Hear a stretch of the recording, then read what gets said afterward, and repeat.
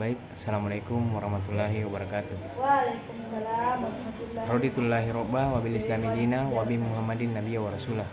Robi sroli syadri wa isramli wa hlul uqdatam min lisani yaqul qawli. Baik, langsung saja untuk mengefisiensikan waktu. Perkenalkan, nama saya Muhammad Yusuf Hafiz selaku moderator dari kelompok 5. Di sini saya dan teman-teman saya akan menjelaskan materi tentang global governance perspektif. Baik, untuk mengefisiensikan waktu, langsung saja pemateri pertama akan dibacakan oleh teman saya.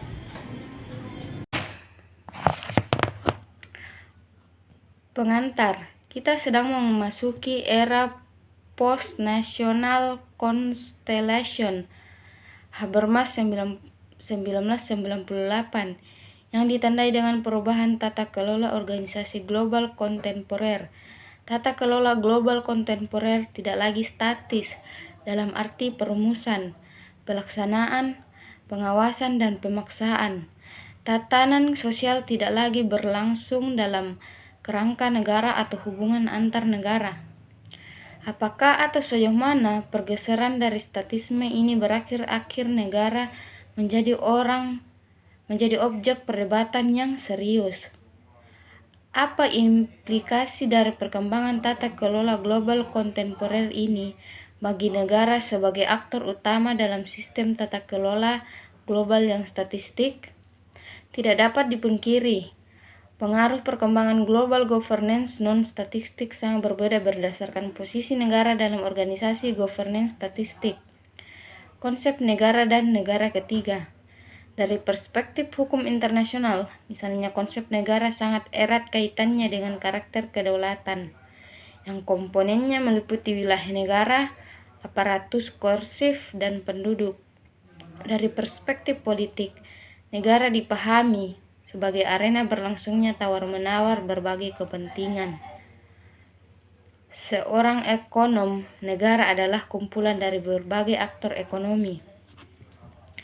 Namun berbagai perbedaan pandangan terhadap negara di atas sebenarnya masih memiliki akar pemikiran yang sama, yaitu berangkat dari karakterisasi negara modern seperti yang berkembang di Eropa.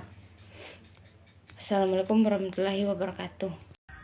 Jadi langsung saja, munculnya negara sebagai entitas politik yang terpisah dari entitas lainnya sangat erat kaitannya dengan sejarah perkembangan negara modern. Lebih khusus lagi, terkait dengan peran masyarakat sipil dalam proses pembangunan bangsa di negara-negara tersebut.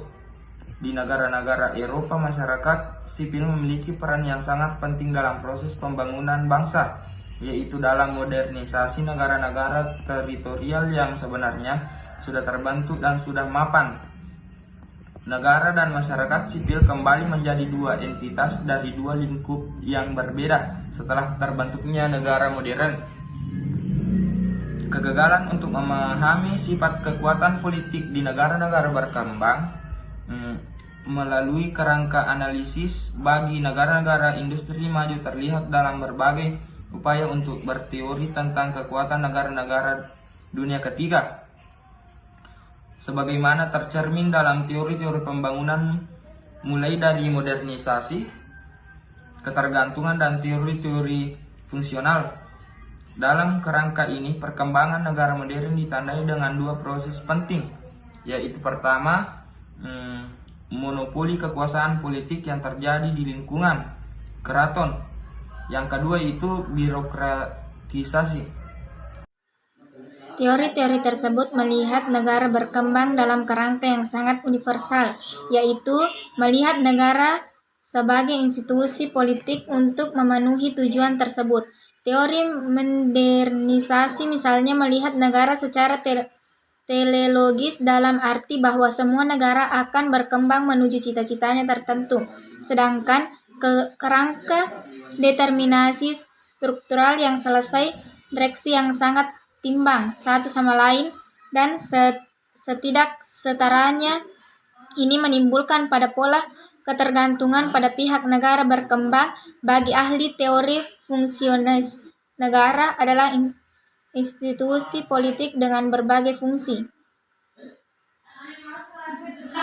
Kedua posisi ini berjalan secara timbal balik. Upaya pembentukan aparatur koreksi militer memerlukan pengembangan sistem perpajakan untuk memobilisasi dana bagi upaya menolongi kekuasaan tersebut.